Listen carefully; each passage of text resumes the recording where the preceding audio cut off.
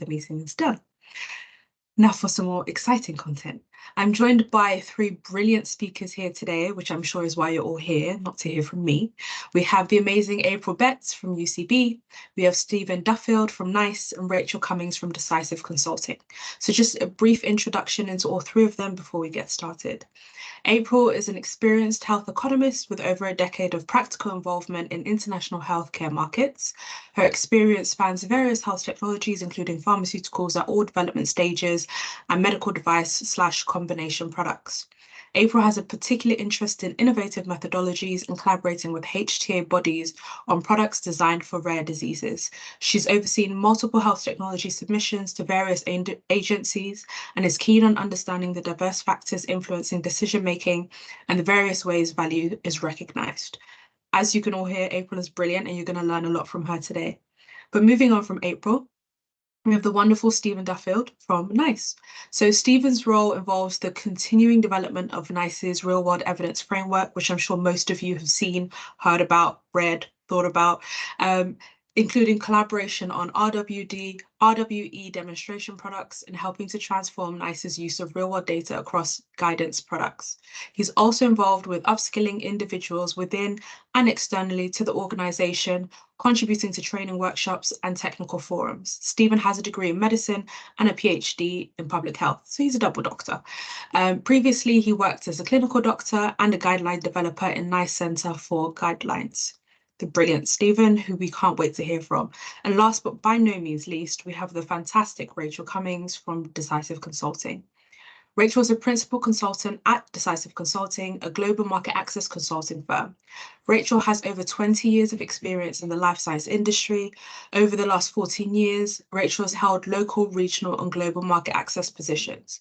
Rachel has extensive experience in planning for and submitting evidence to HTA bodies, negotiating with payers, as well as developing and implementing global pricing, HEOR, RWE, and access strategies. Wow, that was a lot, but all of our speakers are fantastic, and I'm sure you can't wait to hear from them, so I promise I'm going to stop speaking soon. Each of our speakers will be speaking for roughly 10 minutes each before we move on to our roundtable discussion. If you have any burning questions that you can't wait to ask them as they are speaking, please do add it to the Q&A section, and we'll be sure to circle back to it. For now, let me introduce our first brilliant speaker, April Betts. Thank you, Ramota. That was a very complimentary introduction. So hi, everybody. So hi, I'm April. So I'm here to talk about real-world evidence for HTA, giving some insights into some practical considerations in a case study I worked on a few years ago. So next slide, please. So standard disclaimer, so all views here are my own and not intended to represent the views of UCB. So next slide, please. So real world evidence, so why should we care about it? So RWE was deemed the #1 top health economic trend in 2022-23 by ISPOR. It's not the first time it's appeared on the list, and it's not the first time it's been at the top, so we know that it's here to stay.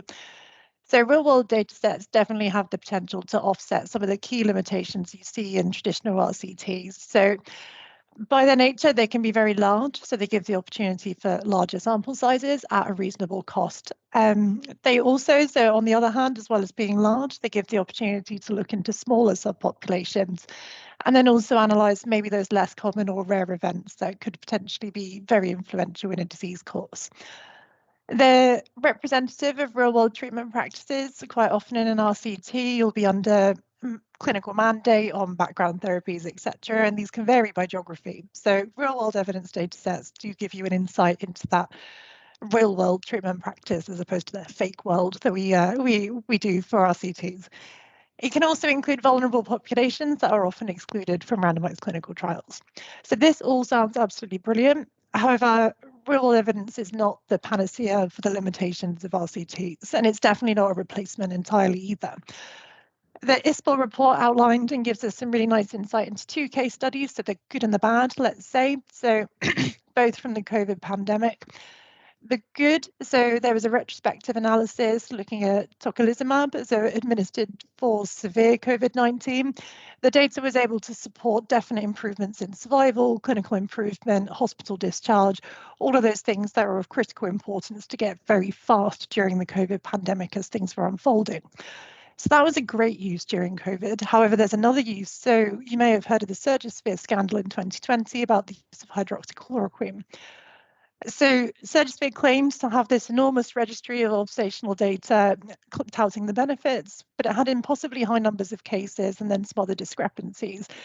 Investigation, so further investigation revealed that the database may have never actually existed. So this is probably the bad and the ugly all rolled into one, and definitely highlights the requirement of critical appraisal of real-world evidence.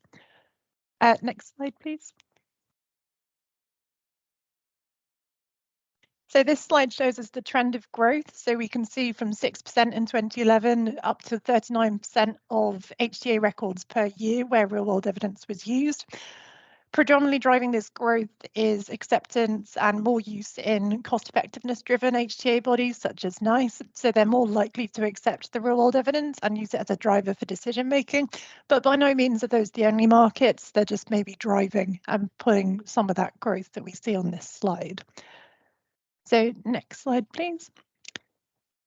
So one of those examples so this is from 2017. So this is a case study of using real world evidence along the appraisal timeline for ErgoStart, which is a wound device, so a medical dressing for treating diabetic foot ulcers and leg ulcers. So it's looking from topic selection all the way through the process to responding to questions. So topic selection. So initially, ErgoStart wasn't prioritized for medical technologies guidance. We at the time collected real-world evidence on the burden of DFU and LU in England, understanding current treatment pathways and what the benefit of the appraisal would be. So this data helped us, and the greater data that we had allowed us to persuade NICE that this was the right thing to do. So ErgoStart was thus prioritized and routed into medical technologies guidance process. The real-world evidence was also pivotal in informing the HTA strategies, so those local treatment pathways, the clinical, the economic burden of disease, understanding what the comparator and how the standard of care was working in the ecosystem, and understanding the effectiveness of that as well.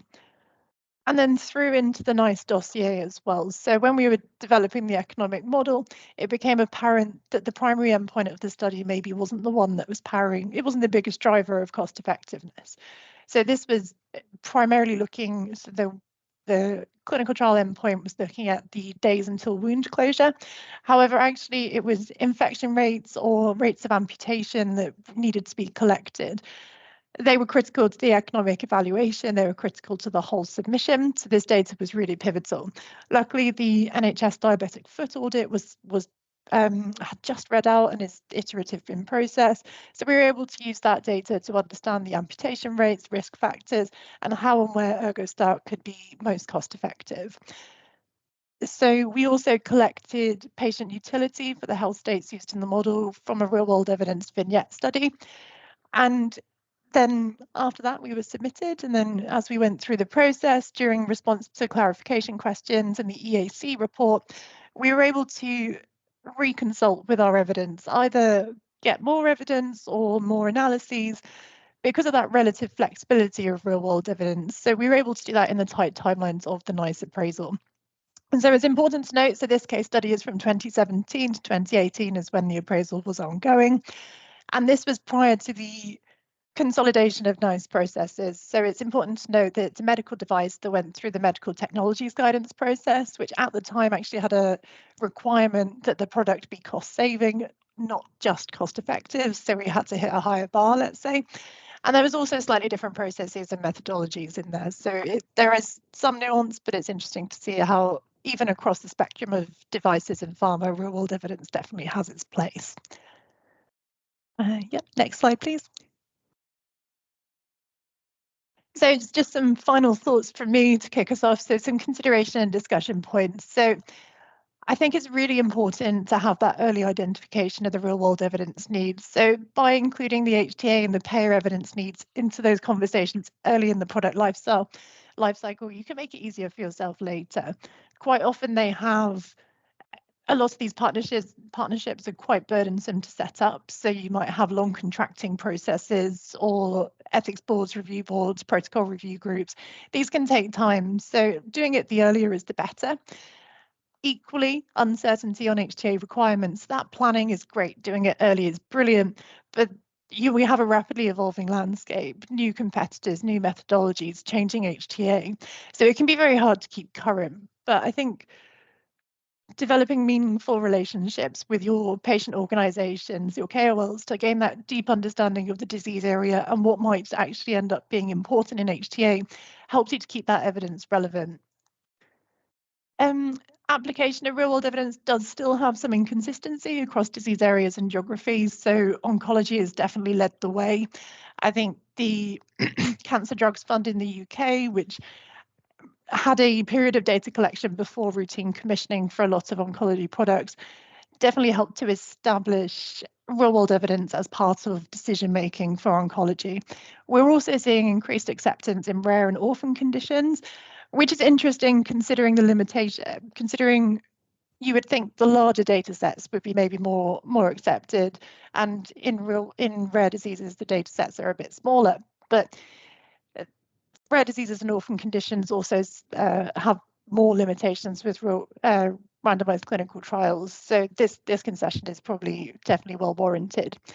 And as mentioned earlier, cost effectiveness markets do seem more comfortable assessing real world evidence, but we're seeing developments in other market archetypes as well. And there's a slight issue with subjective assessment, although I think this is definitely improving. So without a clear overview of how the real world evidence would be assessed and reviewed, we can see subjective assessment maybe between HTA bodies or within the same one, which can cause difficulty with planning. But none of that is any negative, and I think real world evidence is here to stay, and the future looks really interesting. So recent developments, guidance, frameworks like how Stephen's going to talk to us about the NICE framework, and real world evidence, again, dropping this or trends list means it will remain a hot topic. So what's on us? So what I think we should be doing is being agile, collaborative, open to sharing our best practices, understanding the lessons learned, and then we can improve that data collection, synthesis, assessment, and then ultimately that will lead to better outcomes for our patients. And I believe that was my last slide. So thank you, Ramota. Thank you. Thank you so much, April. That was absolutely brilliant and insightful, and we're so glad to hear from you. If you have any burning questions for April, please put it into the Q&A section and we'll come back round to it during the roundtable discussion. So thank you again, April, and we're going to move on to Stephen, who's going to be talking to us a bit about his work at NICE and the real world evidence framework. So on to you, Stephen. Thank you, Ramota. Thank you for that very flattering introduction, and thank you, April, actually, for the what I think is a very complimentary presentation, which goes right before my one. So, yeah, so I'm Steve, Associate Director for Real World Evidence Methods at NICE. So I'm part of the team who produced NICE's Real World Evidence Framework. So we'll be talking a bit about real world impact of real data at NICE. I also want to talk about the impact of the framework. So we're a little bit on now from when the framework was originally published. And so we can talk a little bit about what effect that's currently having. So next slide, please.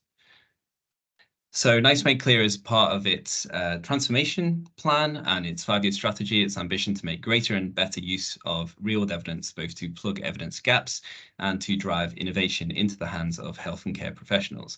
And as part of these strategies, we've developed this vision for the use of real-world evidence going forwards. So this includes, firstly, we need to improve the data access situation. So real-world data access, it needs to be timely at the point at which decision making happens. So we're looking in various ways to improve this. Use of real-world evidence. So it's interesting hearing from April's slides. The use of real-world evidence is actually significantly higher in NICE, as she alluded to. So over 80% of our single technology appraisals include the use of real-world evidence in some form or another. But we still recognize that there's tons of untapped potential. There's many different use cases for real-world evidence, and many of these are not currently receiving perhaps as much attention as they should be. And then we've got capability building. So thinking not just about the data analysis type skills that we're trying to improve within NICE, but also improving the consistency and the confidence that our NICE committees have when they're appraising this kind of evidence. There's signposting, so we're looking to move beyond our kind of gatekeeping role to the market and move more towards a kind of stewardship of evidence. We basically want to reduce research waste. So how can we reach out into the system and send clear signals about what we mean when we talk about real evidence and quality? And then there's finally partnership and research. So we're always keen to link and collaborate with other international leaders in real-world evidence and policy. So a key part of this whole strategy has been the publication of NICE's real-world evidence framework. As I say, it was published over a year ago now, June 2022. The first part describes where and how real-world evidence can be used to improve recommendations. So we've got a list of these different use cases, and we link out to various case studies. So do check that out if you haven't already. And then the latter 2/3 is focused more on best practice principles, so the planning, conducting, and reporting of these kinds of studies. Next slide, please. Okay, so at the very highest level, the principles of evidence generation fall into these three main buckets. So transparency, evidence should be generated in a transparent way with integrity from study planning through to study conduct and reporting. Then data suitability, so data is obviously the bedrock of real-world evidence, and we need to ensure that it's trustworthy, relevant, and of sufficient quality to answer the research question. And then methods need to be used that minimize the risk of bias. And no matter how good your real-world evidence study is, there's always going to be some remaining uncertainty. So methods are required to be able to characterize this uncertainty. So click next, please.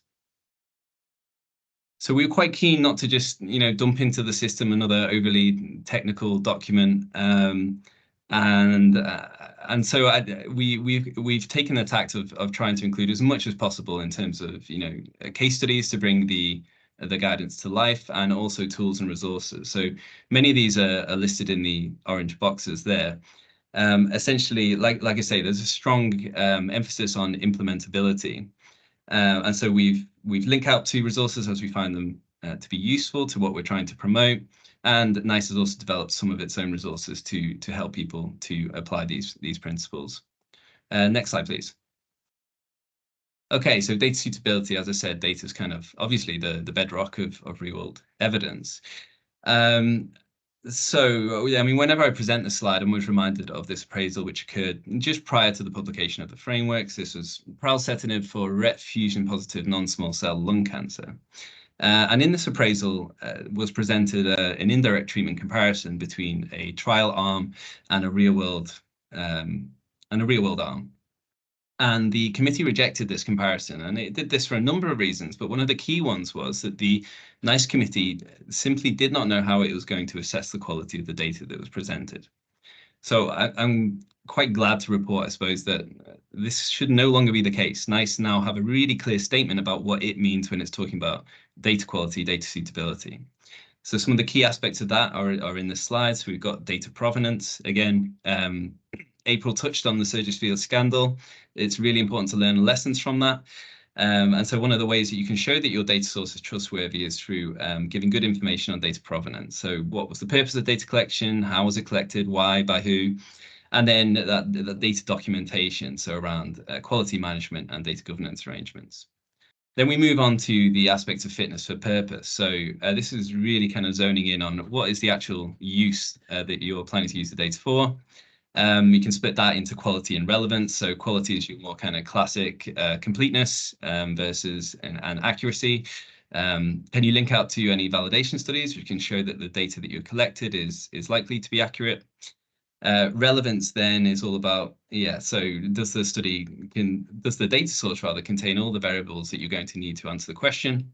And then is the population care setting, sample size and follow-up, are they going to be sufficient to provide reliable outcomes? And so NICE developed this data SAT tool. This is like a reporting template. So you can use this, fill this out to ensure that you are reporting all the information that would be needed by a NICE committee to be able to judge data suitability. Next slide, please. Okay, so one of the key areas, again, as has been mentioned by April, is which real-world evidence has come to the fore is these managed access programs. So these programs provide earlier patient access for treatments, particularly those treatments prioritized in areas where there's likely to be high burden or unmet need. And it has to be resolvable uncertainty. So we have to have a very strong sense that the evidence can be collected and can address the evidence gaps while the treatments are being used in the NHS. And so then what tends to happen in these managed access agreements is that the pricing is just adjusted to take into account the uncertainty, so that we're more confident that while it's in the managed access program, it's likely to be cost effective. And then there's the reappraisal, which is where you present the evidence that's been collected, and then perhaps a recommendation, hopefully, for routine care. And that's when the pricing can be renegotiated. So next slide, please. So I just want to give a quick example of one of these. So this was axicabtagene ciloleucel, or if you can't pronounce that, Yescarta is simpler. So this CAR T cell therapy, the indication was quite narrow. So you could say it's a rare disease indication. So we had refractory diffuse large B-cell lymphoma and primary mediastinal large B-cell lymphoma after 2 or more systemic therapies. The main evidence for this one came from ZUMA-1. So it's a single-arm trial, just over 100 patients, so quite a small trial. And then the comparator arm came from SCHOLAR-1. So it's this kind of pooled data from randomized control trial data, but then there was also these 2 real-world academic databases. So this, again, despite the data sources, they were still only able to find 133. So this suggests, again, quite a rare disease indication. The outcomes showed that Yescarta was associated with longer overall survival than salvage chemotherapy and sustained progression-free survival too, and the treatment was recommended for routine use. Next slide, please. So often we tend to focus on the use of real-world evidence as applies to that main treatment effect. But I just want to highlight some other ways in which real-world data was used here. So we had SAC data. So this is data from the managed access period, where data from patients who are being treated with the same drug as in the ongoing trial. We can compare patients in the real world, their outcomes, to patients in the trial, and we can show that actually the outcomes from the trial are actually being reflected in the real world, and that can give our committees a bit more confidence in being able to trust the data from the trial. We can do the same thing with a comparator arm as well. So real-world data was presented and was compared, showing that the outcomes in the comparator arm, again, were similar to those in the SCHOLAR-1. And that's important because, you're always worried that essentially a comparator arm has been used where the outcomes are worse than would be expected. So then some other very important uses, again, as has been alluded by April, is in parameterizing those economic models. And one of the key aspects that we want to learn about is cost. And there's many things which go into being able to properly cost treatments, including, what subsequent therapies are used. Are there adjuvant therapies which have to be used alongside? Are there significant adverse events which have to be treated? And so in this case, we learned from the SAC data that 16% of people needed this IVIG, this immuno boosting treatment, for 6.5 months to sit alongside the main treatment. And so this can be factored into our costs and therefore can help to drive these cost effectiveness analyses. And you can see there in the bottom 2 bullet points as well, some other ways in which cost needed to be estimated. Okay, so next slide, please. So I'm going to whiz through these because I might be over time now, but essentially just wanted to give an overview of where we're seeing the framework being cited. So these are various different appraisals, each row is a different appraisal. And what we can see is that mostly the framework is being cited for these kind of indirect treatment comparison type situations. And that kind of makes sense because these are situations which are highly prone to bias. And so companies are going to want to be able to demonstrate that as much as possible they've used their best practice and best methods available to address this bias. Next slide, please. But that's not to say that there isn't just still tons of untapped potential in the methodology space as well. So one of the things I've been discovering this year is that there's a lot of the tools that we've recommended are still not seeing a lot of uptake. So you can see a lot of these are newer tools. Start real-world evidence. You can think of the Harper tool, Datasat, SPIF tools. All of these are, we would say, not currently getting the uptake that we're hoping to see. But then you look at the older tools such as Strobe or Robin's Eye, you can see more widespread use. And so I think there's a bit of a lag time that we're dealing with. And so one of the things I'm interested in is how can we upskill, how can we reach out to people like yourselves to try and advertise these different tools and promote their use in evidence submissions. So I'm happy to leave the presentation there. I think the next slide is just a thank you slide. Thank you so much for that brilliant presentation, Steve. I think I'll speak for the whole audience when I say that was very fascinating. It was great to hear your insights. It worked so well with April's presentation as well. So I love the flow of it. So thank you both for your talks, and we're going to move on to Rachel from Decisive Consulting, who's going to wrap up the last of our talks before we move on to the Q&A section. Thank you, Ramota. So can you go to the next slide, please? So I'm just going to start talking a little bit more broadly about some of the other HTA bodies and the guidance they have around real-world data and real-world evidence collection to help with HTA decision-making. So looking at France, they have a methodological guide in real-world studies for the assessment of medicinal products and medical devices. They also have a framework for data collected as part of early access and compassionate use programs, and they're one of the only HTA bodies outside of NICE and EAMS that provide guidance on collecting data around early access programs. I won't go into any detail on NICE because Stephen's covered that in a lot of depth.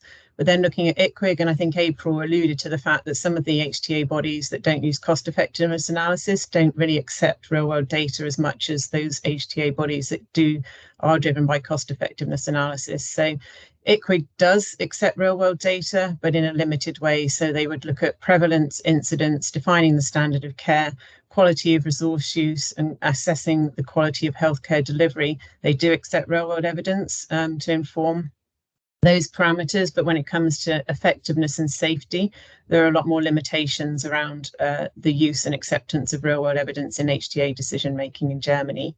Then moving over to Canada, Canada last year released some guidance on reporting real-world evidence, Foundation for Use of Real-World Evidence in Regulatory and HTA decision-making. And the guidance, very much like the guidance from NICE, covers areas around research questions, study design, data specifications, data sources, bias and confounding, and statistical methods. So a lot of guidance, as you can see, is new, but the use of real-world evidence in HTA decision-making, particularly around things like treatment patterns that have been found out through retrospective chart reviews and so on, and epidemiology data, that's all come from real-world evidence over the years, but it's more on the observational studies and indirect treatment comparisons, as Stephen said, where we have more guidance coming through from HTA bodies. Can move to the next slide, please. I've got 3 small case studies, 2 of which I've been involved in and 1 that I haven't. And these are looking at different types of real-world data that's used in decision-making. So the first one is where utilities were needed for cost-effectiveness modelling. This was a product that Shire had and now Takeda has. It's a product for short bowel syndrome, which is a rare disease. People have lost their bowel through surgery, and as a result, they need to have parenteral nutrition, parenteral support. So the treatment was for improving or hopefully eliminating their reliance on parenteral nutrition and parenteral support. So there was no health-related quality of life data in the clinical study for all of the health states, and there's limited data in the literature. And obviously, we needed the health state utility values for the cost effectiveness modelling. So the solution was to conduct a vignette study. It was a cross-sectional study using data from interviews with patients, healthcare professionals, and the general public. The 3 steps that were taken to get the health state utility values were, first of all, a targeted literature review was conducted to inform the descriptions of the health states. Then there was a semi-structured interview with healthcare professionals and patients to understand how the disease affected healthcare-related quality of life and to refine the descriptions of the health states. And then finally, the health states were valued by 100 members of the general public using the time trade-off technique to generate those health state utility values. So what did the ERG think of this? And did they accept that data in the HTA decision-making? So the ERG had some concerns regarding potential for bias. They said that the health state dimension descriptions could be considered leading. The example given is you are glad that you do not need to receive nutrients through a tube in your chest. They also said some of the statements may exaggerate the impact of the condition. For example, the statement that said, due to having a tube, you're unable to do physical exercise. And it wasn't really clear that the tube wasn't present all the time. It was only when patients were linked up to the parenteral support that they had the tube, so they would have been able to do exercise any other time. The study sample was taken from the general population, but the people that were sampled were on average slightly younger, more educated, and had a higher proportion of women than men, which could potentially limit the generalizability of the elicited values. NICE does have guidance, so the Decision Support Unit Technical Support Document number 12 provides guidance on the use of vignettes, and it says that vignettes may have a limited role where there are no data available using validated HR-qual instruments or measures. But overall, NICE did accept that the company's use of the vignette utilities in the modelling, but they said they wanted some further sensitivity analysis. So it's slightly different to the case studies that Stephen and April talked about, but it does give a good example of where real-world data can be used in decision making.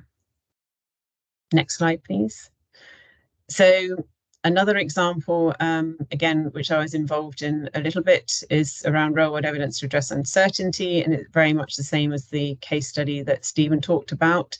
So this is for a different product, though. So it's aspartase alpha for treating pediatric onset hypophosphatasia. So that's where it's impaired calcification of the bones.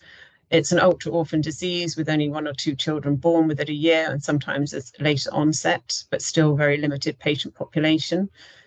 Limited evidence for decision-making, heterogeneous population, limited understanding of the natural history of the disease. So very hard to make decisions with all of these limitations. The company had conducted 7 clinical studies, 1 in phase 1, 4 phase 2 studies, and 2 extension studies. When they went to NICE originally, the extension studies hadn't completed. So the solution from NICE was conditional reimbursement, so they would allow access at an agreed price through a confidential agreement, and a managed access agreement where data was going to be collected. It was in place from 2017, and the product was reassessed in 2022, so up to 4 years of follow-up. They'd also conducted a global registry that was started in 2015, and a natural history study. So quite a lot of data in addition to the clinical studies. And by the time of the reassessment, the extension studies have completed as well. There was some starting criteria for the managed access agreement for the different patient populations, where it's perinatal or infantile onset, and children and adults with juvenile onset had certain restrictions about whether they could enter into the managed access agreement. Some of the outcomes that were collected were mortality, pain, respiratory function, growth, mobility and gross motor skills, adverse effects of treatment, health-related quality of life, and mobility assessments and fractures. So what did the ERG say for this case? They said that the company didn't provide all of the results for all of the studies, including the managed access agreement and the natural history studies for each of the outcomes, grouped by the age of onset. So they felt as though all the data that was available hadn't been actually presented. They also said the pooled efficacy analysis should have included all relevant patients from all relevant studies, including to help reduce the uncertainty and provide more accuracy around the ICE estimates. But the data from the managed access agreement did very much help inform the cost effectiveness analysis. So the data on mortality rates, the transition probabilities, transition between the severity states, the drug acquisition cost, which did vary quite considerably in dose. And obviously with the high cost treatments, it's important to understand the dose that patients will be using. And that did vary quite a lot by the patient's weight. And then also insights onto the treatment compliance rates. There were limitations with the data in the reading through the committee papers. It wasn't necessarily highlighted about the bias or confounders with the data. It was more around patients being lost to follow-up and immature follow-up. But overall, NICE did recommend, so the product went from the managed access agreement into routine commissioning, which was a huge success for patients, for healthcare professionals, because They didn't need to be monitored so frequently to complete the managed access agreement database, and physicians didn't need to continue to collect that data. So it's a nice example of where data from observational research has been used to come to a positive recommendation by NICE. And the next example, I haven't worked on this one, but I think it's a really nice one of where real-world data from early access programs. So NICE, or the MHRA, has the Early Access to Medicine Scheme, EAMS in the UK, which some of you may have been involved with. This is volanesorsen, so it's a product for familial chylomicronemia, or FCS for short. And the product process, so the highly specialized technology process, but data collected throughout the EAMS period showed that, or the SPC said that there's a starting dose weekly for 3 months. It can then be reduced to 2 weekly at 3 to 6 months, and thereafter up to clinical discretion as to whether it's a 2 weekly or a weekly dose frequency. And obviously, with a high-cost medicine, the accuracy and how much dose is used would drive up the ISA because of the cost of the drug to the healthcare system.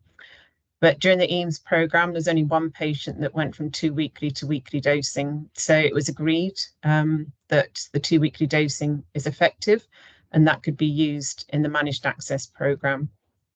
I also think the qualitative data on the right-hand side there from Appendix A shows the impact on the patient, and this very nicely brings to the attention of the NICE appraisal committee the impact and the burden on the quality of life of the patient, and also the resource utilization. You can see a patient here. So before she started treatment on EAMS, volanesorsen through the EAMS program, she'd had 15 hospital admissions, an uncountable number of bed days, had to take opiate analgesics to manage her pain. But 2 years after being on the treatment, she'd had no hospital admissions or bed days, and her pain treatment had been reduced in its dose, and she'd been able to go on holiday for the first time in 10 years. So this kind of data is really beneficial for HTA bodies to hear, not only from the quality of life impact and the real life patient stories, but also on the healthcare resource utilization as well. Thank you. Brilliant. Thank you so much, Rachel. I think that was a fantastic way to sort of wrap up the talks with these fantastic case studies and you being able to share your insights and knowledge. So thank you so much for that. And thank you to all of our speakers today for sharing your insights and your knowledge. Remember, if you have any questions you would like to ask, please put it into the Q&A section and we will be able to ask them that. But for now, we're going to move on to the roundtable discussion. And in this section, we have a couple of questions for our fantastic panelists, and they'll be able to share a bit more depth into their understanding of RWD and HTA. And once again, please use the Q&A section if you have any questions. So I'm going to start with you, Stephen. You were a key creator of the RWE framework in HTA. What part of the framework do you think is commonly misunderstood?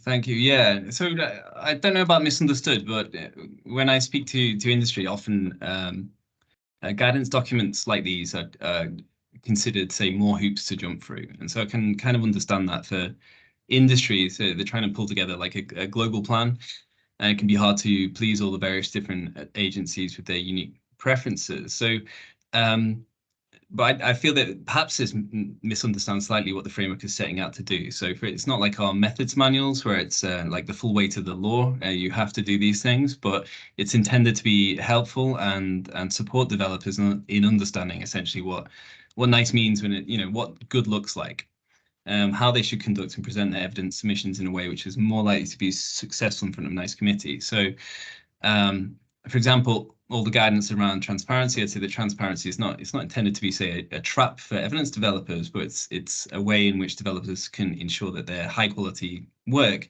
is given the recognition that it deserves. You don't want simple mistakes like transparent reporting to trip up your whole kind of evidence submission. Thank you so much. And so this is a question actually from the Q&A section, and this is for anybody on the panel who wants to answer. So do you anticipate more RWE guidance in scope of HTA submission to come from other countries within the EU, such as Italy, Spain, by HTA bodies, or outside of the EU, such as Australia, Japan?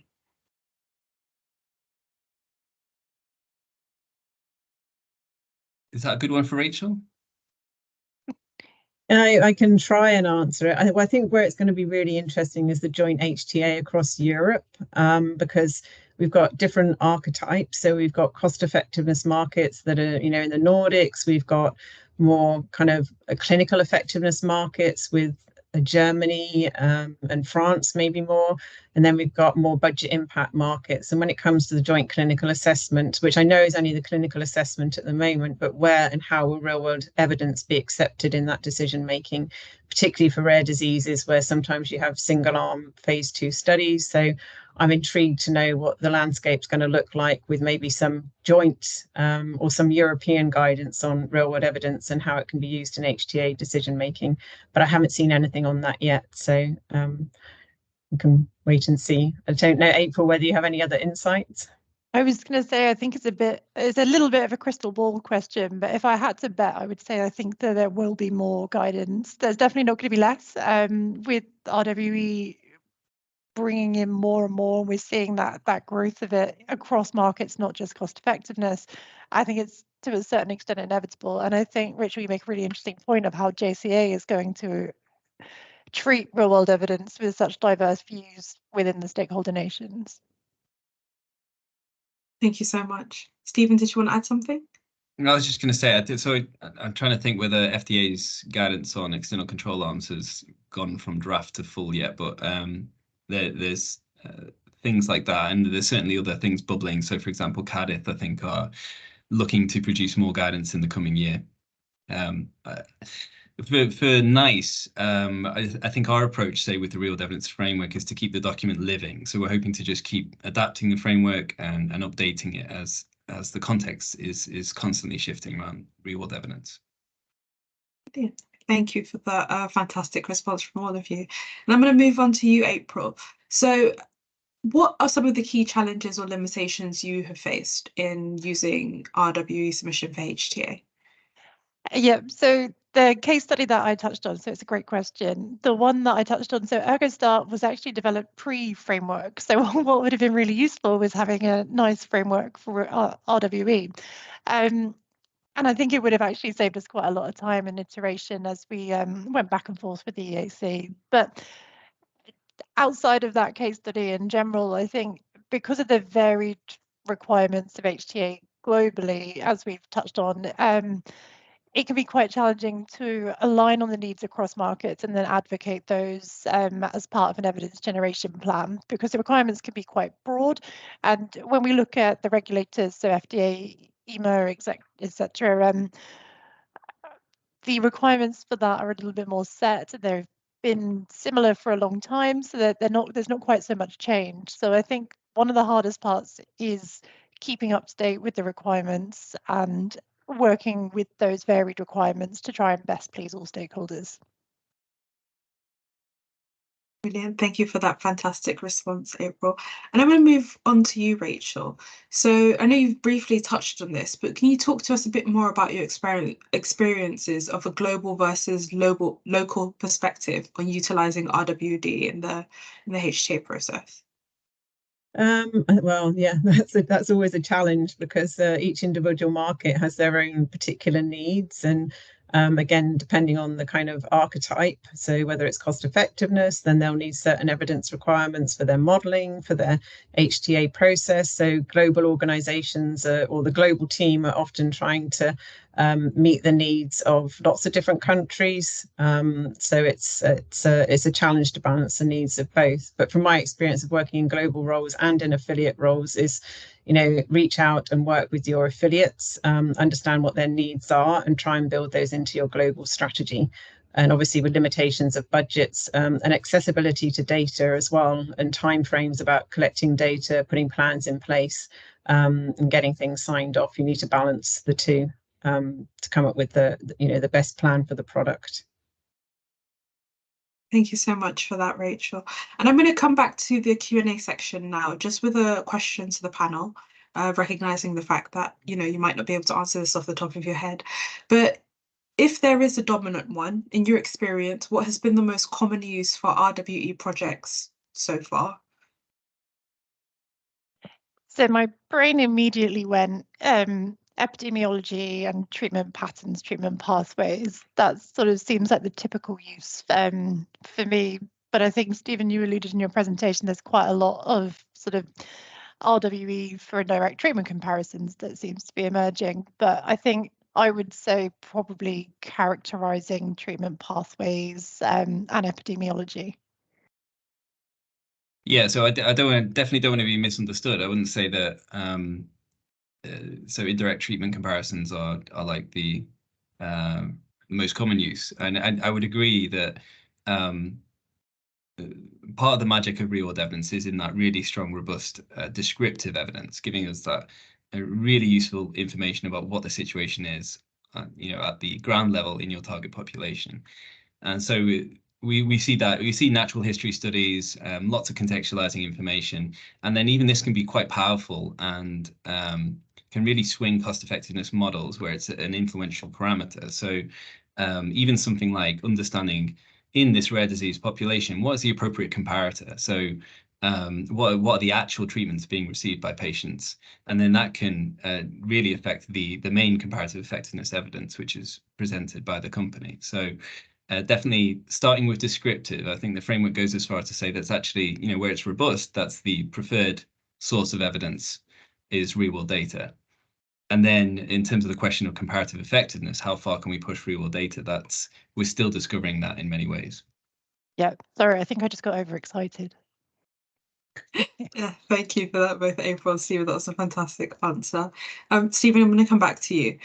So do you think there should be a different framework for RWD coming from a licensed data set or registry versus a prospective de novo data that manufacturers have commissioned?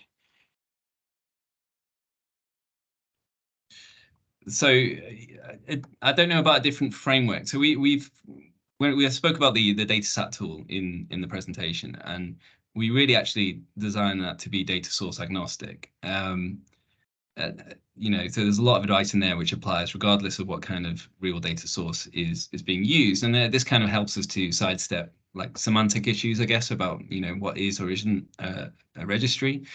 And instead, we place the focus on whether you can show that data set is trustworthy, and then whether it's suitable then for the purpose to which it's being applied. So that's things like data quality and relevance. There's also that aspect. I think you mentioned retrospective, and so retrospective means different thing to different people. So retrospective doesn't always mean worse quality. You can have retrospective data which was collected prospectively, so where the baseline characteristics were followed by the outcomes, and so we tend to avoid that kind of language as well when addressing quality. So is there differences? I would say not necessarily, which is not a great answer, but it's the one I'm going to give. It's a great and nuanced answer, so thank you so much for that, Stephen. Rachel, I'm going to come back to you. So you spoke briefly about your experiences around RWD and EAP and HTA, and I'd love to hear more about that. So do you think the RWD from an expanded access program can be valuable for HTA, market access, or reimbursement? Yeah, I mean, I think it's a really interesting area, and it's obviously a growing area. We've seen more sort of, rare disease products, single arm phase 2 studies these products coming to market and getting data from early access. So before they get their marketing authorization can be adding a lot of value. Getting, data from patients in different countries. It's data from the real world versus that controlled trial setting. We've seen in France that they have guidance now on, data collections mandated with an early access program in France. HAS will look at that data. So the HTA body will look at that data. They'll use that data in decision making. The outcome of that data and how it's used in decision making is still to be confirmed because we've not seen the results of products that have been through an early access, collected the data, and then gone through the HTA program.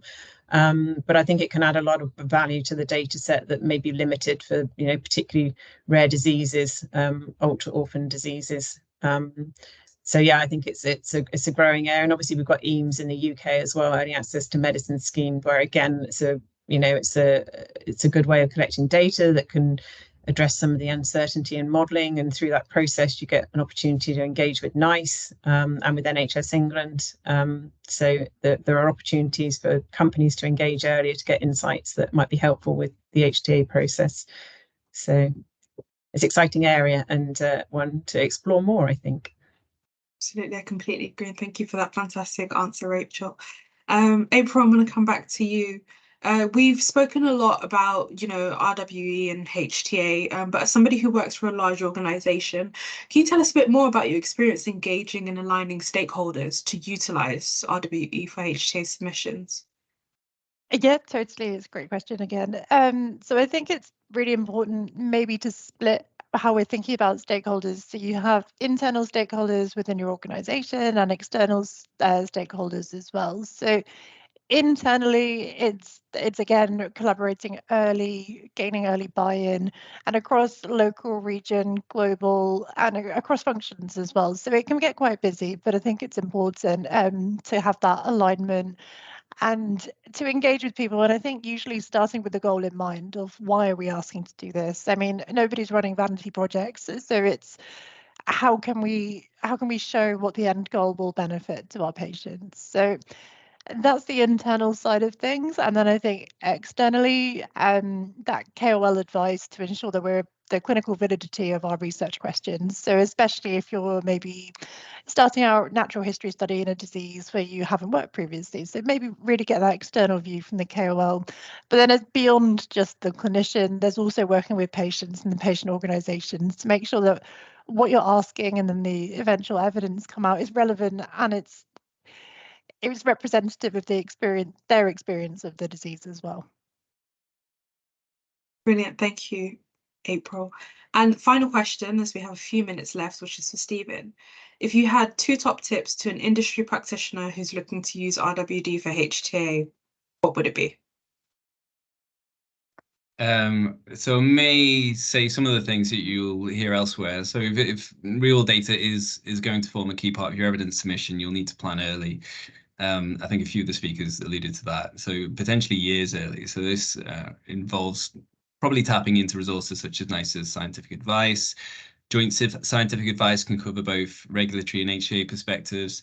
And the idea is to help you really prioritize your data collections accordingly. You can't collect all the data you may need. You'll run into limiting factors such as cost, burden of data collection for both patients and frontline healthcare professionals. And also, if you try and collect too much, this will likely be to the detriment of data quality anyway. So, you're thinking about ways in which perhaps like industry potentially could pool its resources, commission data sets, natural history data sets could be used by partners in a certain space. Maybe this is possible. And then making sure you get that patient and clinical input to ensure that the information is meaningful as well. Tapping into routinely collected data sources as well can also help to reduce that kind of burden of data collection. And yeah, we've outlined the process for doing a systematic search of real data sources in the framework if you're interested.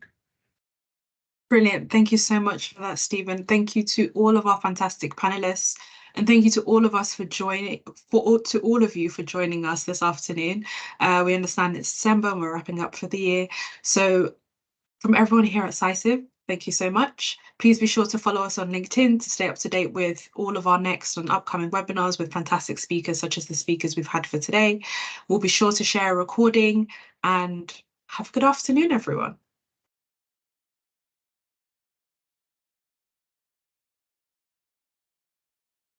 Thank you. Bye.